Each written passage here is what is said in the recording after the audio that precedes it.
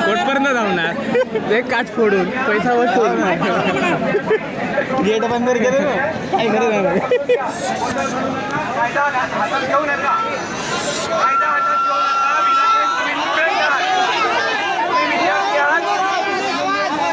तुम्ही विद्यार्थी आहात कायदा हातात घेऊ नका काय परिस्थिती आहे समजून घेऊ दे आधी मला टेक्निकल काय त्यांचा काय प्रॉब्लेम आहे काय आहे तुम्हाला काय ती मदत करता येते ती आम्ही मदत करू तुम्हाला